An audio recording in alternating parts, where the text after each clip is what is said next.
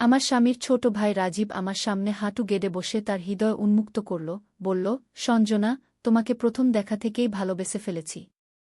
এই গল্পটি সম্পূর্ণ শুনলে আপনাদের পানি অটোমেটিক বের হয়ে যাবে, সো যত দ্রুত সম্ভব হাতের কাছে টিস্যু নিয়ে বসে পড়ো। বিছানার চাদর যেন নষ্ট না হয় সেটা সম্পূর্ণ খেয়াল রাখার অনুরোধ জানিয়ে গল্পটি এখন শুরু করব। তার আগে সর্বশেষ অনুরোধ, দয়া করে এমন পানি বের করার গল্প নিয়মিত শুনতে আমাদের চ্যানেলটি সকলেই সাবস্ক্রাইব করুন। ধন্যবাদ। নেপালের পোখরা, অন্নপূর্ণা পর্বতমালার পাদদেশে আমরা দুজন স্বচ্ছ ফেবা লেকের তীরে একটি ছোট কাফেতে বসে আছি। দূরে বরফ থাকা পর্বতশৃঙ্গ আকাশে মাথা তুলে দাঁড়িয়ে। আশেপাশে কেউ নেই, শুধু আমরা দুজন আর প্রকৃতির অপরূপ দৃশ্য। রাজীব, আমার স্বামী রোহনের ছোট ভাই, আমাদের সাথে ট্রেকিং করতে এসেছে এখানে। সপ্তাহখানেক আগে পৌঁছেছি আমরা। রোহনের পায়ে চোট লেগেছে, সে হোটেলে বিশ্রাম নিচ্ছে। আমি আর রাজীব প্রতিদিন বেরিয়ে পড়ি এই সুন্দর এলাকা ঘুরে দেখতে। এতদিন ভাবতাম রাজীব আমাকে একটি বোনের মতো দেখে, কিন্তু আজকের তার স্বীকারোক্তি সব বদলে দিল। পাহাড়ের মতোই উঁচু এক প্রেমের দাবি, যা আমি জানি পূরণ করা যাবে না। আমি স্তব্ধ হয়ে গেলাম। তার চোখের দিকে তাকালাম। রাজীবের চোখে অপেক্ষা আর আশা, কোনো না কোনো উত্তরের জন্য। কি বলবো আমি? এক মুহূর্ত আমার হৃদয় থমকে গেল। কফির কাপে চুমুক দিয়ে ধীরে ধীরে নিজেকে সামলালাম। বাইরে তাকালাম, লেকের নীল জল আমার মনের মতোই উদ্বেলিত। রাজীব, তুমি জানো আমি রোহনকে কতটা ভালোবাসি। আমাদের বিয়ে হয়েছে 4 বছর। কথা শেষ করার আগেই রাজীব আমার হাত চেপে ধরল। আমি জানি সঞ্জনা, জানি। কিন্তু কি করব, নিজেকে আর ধরে রাখতে পারছিলাম না। আমি শুধু চাই তুমি জানো এতদিন ধরে আমার মনে কি ছিল গু। তার চোখে পানি। আমি বুঝতে পারছি তার ভেতরের যন্ত্রণা। আমিও কি করব বুঝে উঠতে পারছি না। রাজীব হঠাৎ করে উঠে দাঁড়াল। সঞ্জনা, এক জায়গায় নিয়ে যাব তোমাকে। একটা ছোট্ট গুহা আছে লেকের উপারে। স্থানীয় একজন গাইড বলেছিল খুব সুন্দর একটা জায়গা। সেখানে গেলে নাকি সব দুঃখ মিলিয়ে যায়। আমি দ্বিধায় পড়লাম। রোহন হোটেলে একা, আর আমি তার ভাইয়ের সাথে। কিন্তু রাজীবের মুখে এমন অনুরোধ, আর সেই মুহূর্তে নিজেরও মনের জট খোলার একটা আকাঙ্ক্ষা। আমি মাথা নেড়ে সম্মতি দিলাম। আমরা হাঁটতে শুরু করলাম ফেবা লেকের তীর ধরে। লেকের এক পাশে একটা ছোট্ট নৌকা ছিল, পর্যটকদের জন্য ভাড়া দেয়া। রাজীব নৌকাটা ভাড়া নিল। আমরা দুজন নৌকায় উঠে পড়লাম। সে নৌকা চালানো শুরু করল, আর আমি চুপ করে বসে রইলাম। সামনে বিশাল পাহাড়ের ছায়ায় নীল জল যেন ডুবে রয়েছে। কাছাকাছি এসে দেখলাম পাহাড়ের গায়ে একটা ছোট্ট ফাটল, এটাই সেই গুহার প্রবেশদ্বার। আমরা নৌকা থেকে নামলাম। রাজীব হাত বাড়িয়ে আমাকে সাহায্য করল।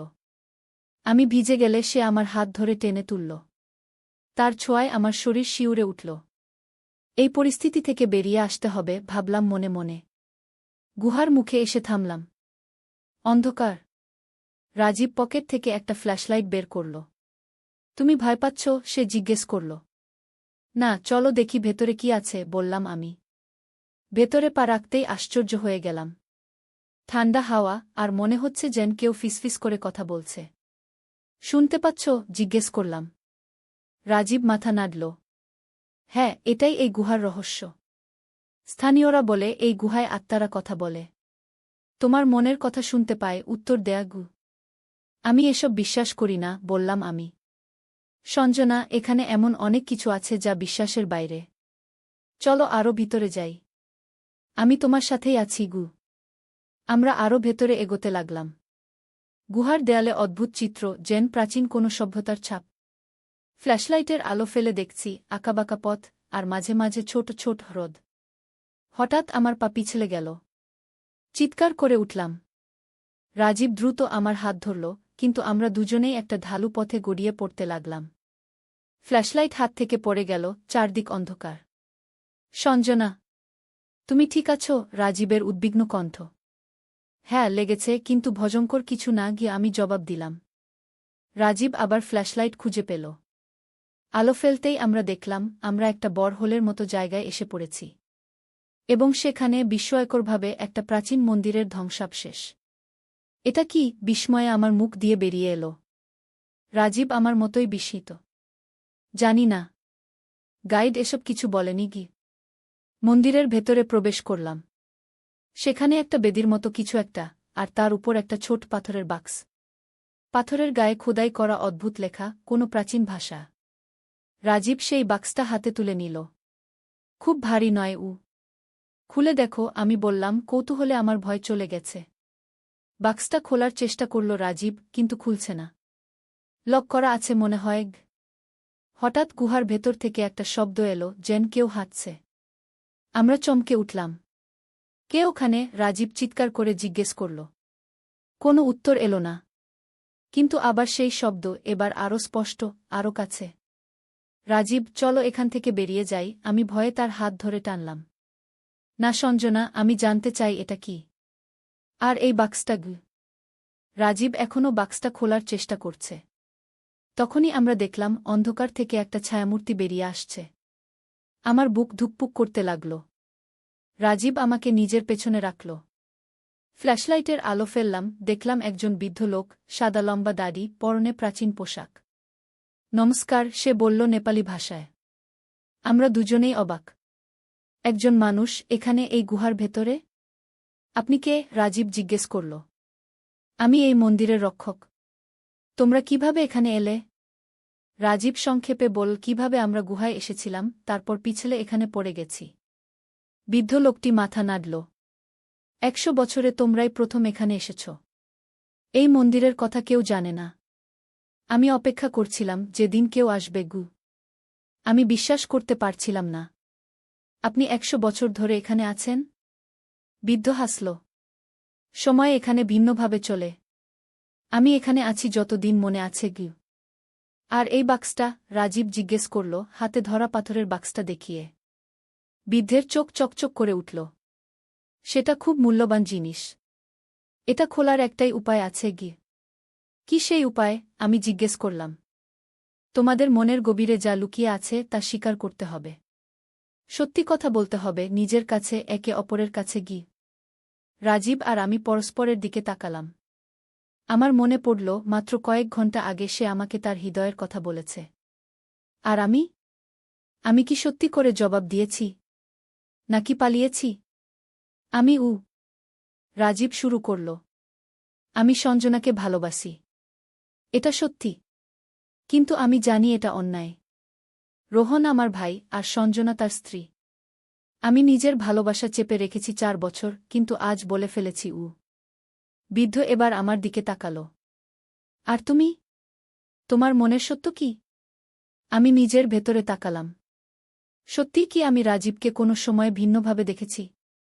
রোহনের প্রতি আমার ভালোবাসা অটুট, কিন্তু রাজীব, তার সাথে এই কদিন একসাথে থাকা, হাঁটা, কথা বলা, সব ভেবে দেখলাম আমি রোহনকে ভালোবাসি, এটা সত্য।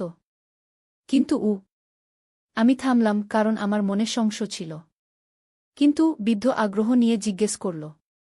কিন্তু আমি বুঝতে পেরেছি রাজীবের সাথে আমার একটা অদ্ভুত বন্ধন আছে। এটা ভালোবাসা নয়, কিন্তু অন্য কিছু। যখন আমি রোহনের সাথে ঝগড়া করি, রাজীব সবসময় আমাকে বোঝার চেষ্টা করে। আমার কথা শোনে রাজীব আমার দিকে অবাক হয়ে তাকাল। সঞ্জনা, তুমি কখনো আমাকে বলনি কি বলবো? আমি নিজেই বুঝতে পারিনি। আর তোমার আজকের কথা শুনে আমি আরও বিভ্রান্ত হয়ে গেছি বৃদ্ধ মৃদু হাসল। তোমরা দুজনেই নিজেদের সত্য স্বীকার করেছ। এবার এই বাক্সটা খুলবে আশ্চর্যজনকভাবে রাজীবের হাতে ধরা বাক্সটা হঠাৎ করে খুলে গেল। ভেতরে একটা ছোট্ট পাথরের টুকরো, তার উপর অদ্ভুত চিহ্ন। এটা কি? রাজীব জিজ্ঞেস করল। এটা সাপমুক্তির পাথর। এক সময়ে এই অঞ্চলে এক রাজা ছিলেন, তার প্রেমিকা তাকে ছেড়ে যাওয়ায় তিনি অভিশাপ দিয়েছিলেন, যে কেউ প্রেমে পড়বে তাদের প্রেম ব্যর্থ হবে। সেই অভিশাপ এখনও এই অঞ্চলে বিরাজ করছে। এই পাথর সেই অভিশাপ মুক্ত করতে পারে কি? আমি বিশ্বাস করতে পারছিলাম না। অভিশাপ? এসব তো কল্পকাহিনী বৃদ্ধ মাথা নাড়ল। তুমি মনে করো না কেন? তোমাদের হৃদয়ে কি অনুভব করছ? এই পাহাড়, এই জায়গা তোমাদের টেনে এনেছে, যেন তোমরা নিজেদের সত্য জানতে পারো। কি করতে হবে আমাদের? রাজীব জিজ্ঞেস করল। এই পাথরটি নিয়ে ফেবা লেকের তীরে যাও। সূর্যাস্তের সময় পাথরটি জলে ভাসিয়ে দাও। তারপর দেখবে তোমাদের হৃদয় মুক্ত হবে আমি এখনও সন্দিহান, কিন্তু রাজীব পাথরটি নিজের পকেটে রাখল। আমরা চেষ্টা করব। বৃদ্ধ মাথা নাড়ল। এবার যাও। গুহা থেকে বেরোনোর পথ আমি দেখাব। বৃদ্ধ আমাদের নিয়ে গেল একটা ভিন্ন পথে, যেটা আমরা আসার সময় দেখিনি। সেই পথ ধরে আমরা সহজেই গুহার বাইরে এসে পড়লাম। কিন্তু বাইরে এসে দেখি বৃদ্ধ আমাদের সাথে নেই। কোথায় গেলেন উনি? আমি অবাক হয়ে চারদিকে তাকালাম। রাজীব মাথা নাড়ল। জানি না।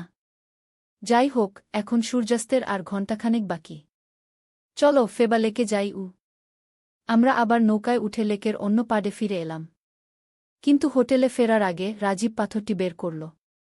তুমি কি সত্যিই এটা জলে ভাসাতে চাও? আমি ভাবছিলাম। তুমি কি বিশ্বাস করো অভিশাপের কথা? না জানি, কিন্তু আজ যা ঘটেছে তা বিশ্বাস করার মতোই। রাজীব বলল। আমি জানি না অভিশাপ আছে কি না, কিন্তু আমি জানি যা ঘটেছে তা আমাদের মধ্যে স্পষ্টতা এনেছে। আমরা সত্য জেনেছি। আমি বললাম। সূর্য অস্ত যাচ্ছে। আমরা দুজন পাশাপাশি দাঁড়িয়ে। রাজীব পাথরটি হাতে নিয়ে আমার দিকে তাকাল। কি করব? পাথরটা জলে ভাসিয়ে দাও। দেখি কি হয়। আমি বললাম। রাজীব পাথরটি জলে ছুঁড়ে ফেলল। পাথরটি একবার ডুবে গেল, তারপর আবার ভেসে উঠল।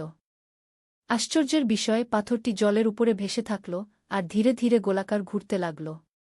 জল থেকে একটা অদ্ভুত আলো বেরোতে শুরু করল, যেন সব জল আলোকিত হয়ে উঠল। সেই আলো বাড়তে বাড়তে আমাদেরও গ্রাস করে ফেলল। আমি রাজীবের হাত ধরে নিলাম।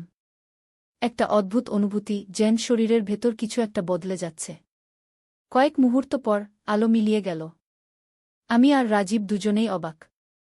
আমার ভেতরে কিছু একটা বদলে গেছে, যেন কোনো বোঝা নেমে গেছে। রাজীব, তুমি কি অনুভব করছো? আমি জিজ্ঞেস করলাম। আমি। রাজীব থামল। আমি এখন বুঝতে পারছি আমার তোমার প্রতি অনুভূতি কেন এত প্রবল ছিল। আসলে আমি তোমাকে ভালোবাসিনি, আমি ভালোবেসেছিলাম তোমার মধ্যে থাকা সেই বোনের মতো ভালোবাসা, যা আমার জীবনে কখনো ছিল না। আমাদের মা চলে যাওয়ার পর আমার জীবনে কোনো নারীর স্নেহ ছিল না। আমি অবাক হয়ে তার কথা শুনছিলাম। আমিও অনুভব করছি রাজীবের প্রতি আমার আকর্ষণ ছিল না প্রেম, বরং সেই সাহচর্য যা আমার নিজের ভাইয়ের সাথে ছিল, যাকে আমি হারিয়েছিলাম অনেক বছর আগে। রাজীব, আমিও একই অনুভব করছি। আমরা দুজনেই ভুল বুঝেছিলাম। রাজীব হাসল। সেই বৃদ্ধ ঠিকই বলেছিলেন। আমরা অভিশাপ থেকে মুক্ত হয়েছি। আমরা দুজনেই মুক্ত মনে হাসলাম, আর সেই পবিত্র মুহূর্তে আমরা এক নতুন সম্পর্কের জন্ম দিলাম, একটা সত্যিকারের ভাইবোনের সম্পর্ক। চলো রোহনের কাছে যাই। আমার মনে হচ্ছে তার সাথে আমাদের সম্পর্কে কিছু নতুন আবিষ্কার করতে পারব। আমি বললাম। আমরা হোটেলে ফিরে এলাম। রোহন বিছানায় শুয়েছিল, টিভিতে কিছু একটা দেখছিল। আমাদের দেখে উঠে বসল। কোথায় ছিলে তোমরা এতক্ষণ? আমি চিন্তা করছিলাম। রোহন জিজ্ঞেস করল। রাজীব আর আমি পরস্পরের দিকে তাকালাম। কি করে বলবো সব কথা? দাদা, আমরা একটা অদ্ভুত অভিজ্ঞতা থেকে ফিরছি। রাজীব শুরু করল। আমরা দুজনে মিলে রোহনকে সব বললাম, গুহা, বৃদ্ধ, পাথর, সবকিছু। কিন্তু রাজীবের আমার প্রতি ভালোবাসার অংশটা আমরা অন্যভাবে বললাম। বললাম, আমাদের মধ্যে একটা মিথ্যা আকর্ষণ তৈরি হয়েছিল সেই অভিশাপের কারণে, যা এখন চলে গেছে। রোহন হাসল। তোমরা দুজন রূপকথা বানিয়ে আমাকে বিশ্বাস করাতে চাইছ? না রোহন, এটা সত্যি। আমি জোর দিয়ে বললাম। রোহন সন্দেহভরে মাথা নাড়ল। আচ্ছা, আমি ভাবছিলাম আমাদের ট্রেকিং প্ল্যান একটু বদলালে কেমন হয়। আমার পা এখন ভালো আছে, কাল থেকে আমিও তোমাদের সাথে যাব। কিন্তু আমি মনে করি আমাদের অন্নপূর্ণা বেস ক্যাম্প ট্রেকটা বাতিল করে অন্য জায়গায় যাওয়া উচিত। কোথায়? রাজীব জিজ্ঞেস করল। মুস্তাং, আরও উত্তরে। আমি শুনেছি সেখানে আরও অদ্ভুত জায়গা আছে। আমরা দুজনেই সম্মত হলাম। কিন্তু আমার মনে একটা অজানা আশঙ্কা ছিল। পরের দিন সকালে আমরা একটা জিপ ভাড়া করে মুস্তাং যাওয়ার জন্য রওনা হলাম। রাস্তা ছিল দুর্গম, পাহাড়ি, আঁকাবাঁকা। কয়েক ঘন্টা ড্রাইভ করার পর আমরা পৌঁছালাম জোমসম শহরে, মুস্তাং জেলার গেটওয়ে। সেখান থেকে আমরা আরও উত্তরে যাব, কাকবেনি গ্রামে। জোমসমে একটা সুন্দর হোটেলে উঠলাম। রুম আলাদা আলাদা নিলাম 3 জন। রাতে ডিনারের সময় হোটেলের ম্যানেজার বললেন, আপনারা কাকবেনি যাবেন? সেখানে একটা বিখ্যাত মন্দির আছে, মুক্তিনাথ মন্দির। আপনাদের দেখতে হবে। অবশ্যই দেখব। রোহন বলল। সেই রাতে আমি একটা অদ্ভুত স্বপ্ন দেখলাম। স্বপ্নে দেখলাম সেই বৃদ্ধ আমাকে বলছেন, তোমরা অভিশাপ থেকে মুক্ত হয়েছ, কিন্তু এর মূল্য চুকাতে হবে। মুক্তিনাথ মন্দিরে যাও, সেখানে তোমাদের পথ দেখানো হবে। পরদিন সকালে আমি রোহন আর রাজীবকে স্বপ্নের কথা বললাম। আবার সেই বৃদ্ধ রোহন সন্দেহভরে জিজ্ঞেস করল। রাজীব কিন্তু আমার কথা মন দিয়ে শুনল। মুক্তিনাথ মন্দিরে অবশ্যই যাব আমরা। সেদিনই আমরা কাকবেনি চলে গেলাম। সেখান থেকে মুক্তিনাথ মন্দির আরও উপরে 3700 মিটার উচ্চতায়।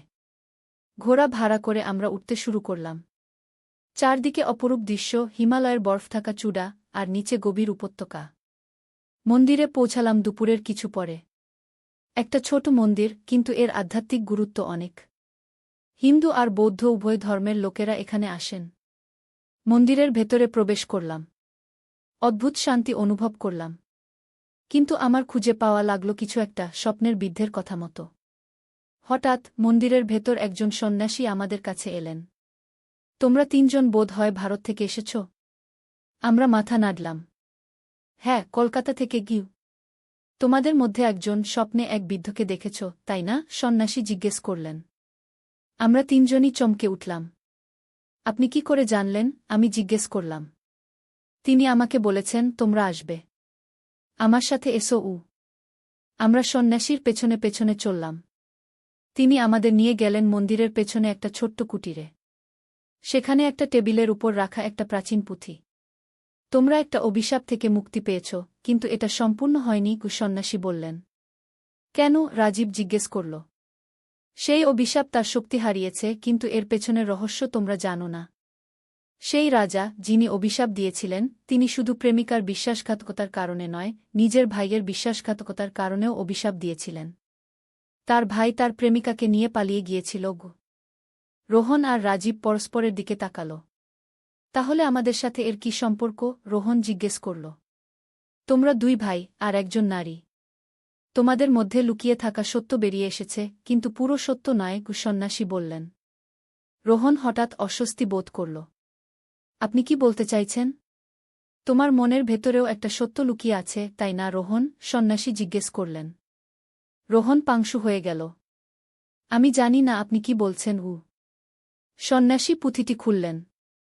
এখানে লেখা আছে, অভিশাপ থেকে মুক্তি পাওয়ার জন্য তিনটি হৃদয়ের সত্য প্রকাশ পেতে হবে। তোমরা দুজন তোমাদের সত্য জেনেছ, কিন্তু তৃতীয় সত্য এখনও লুকিয়ে আছে।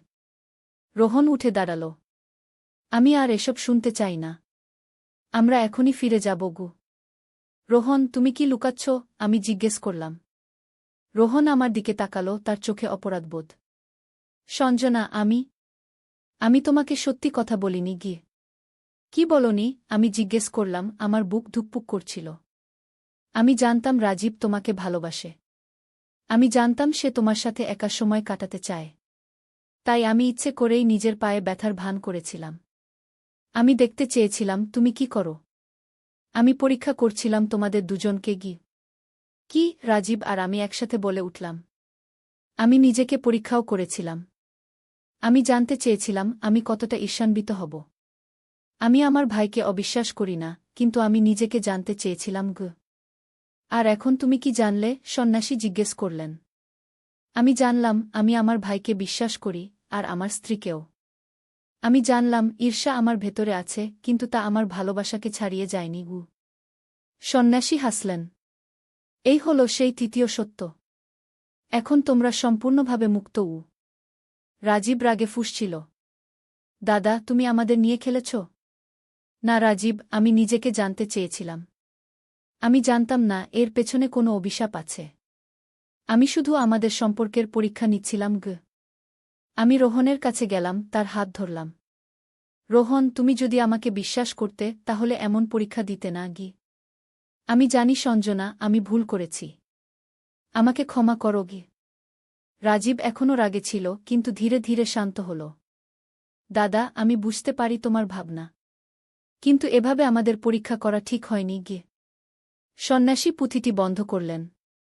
তোমরা তিনজনই এখন জানো তোমাদের হৃদয়ে কি আছে।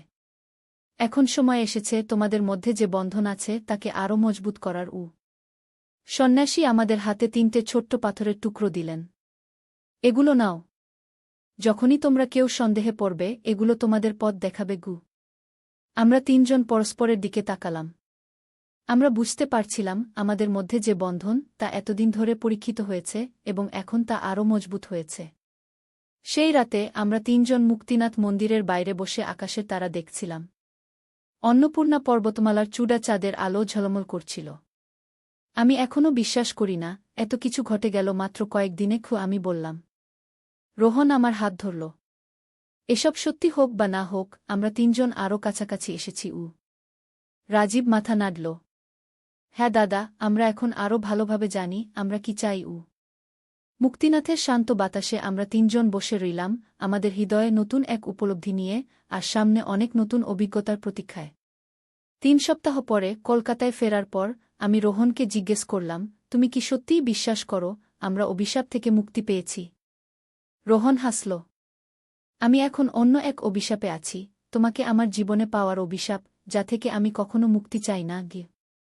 আমি হাসলাম, আর সেই ছোট্ট পাথরের টুকরো যা এখনও আমার কাছে আছে তা আমার কাছে মূল্যবান হয়ে উঠল, যেন সেটা আমাদের ভালোবাসার প্রতীক। রাজীব? সে বেঙ্গালুরুতে চলে গেল নতুন চাকরি নিয়ে। কিন্তু এখন আমাদের মধ্যে একটা নতুন বন্ধন, এক ভাইবোনের সম্পর্ক। আমার মনে হয় সত্যিই সেই অভিশাপ ছিল, আর আমরা তা থেকে মুক্তি পেয়েছি। কিন্তু কে জানে, হয়তো এটা ছিল শুধুই একটা অদ্ভুত অভিজ্ঞতা, নেপালের পাহাড়ে, যেখানে আমরা নিজেদের মুখোমুখি হয়েছিলাম আর জেনেছিলাম আমাদের হৃদয়ে কি আছে। যাই হোক, এখন যখনই আমরা তিনজন একসাথে বসি, আমাদের চোখে এক অদ্ভুত আলো জ্বলে, আর আমরা জানি আমাদের মধ্যে এক অদ্ভুত বন্ধন আছে।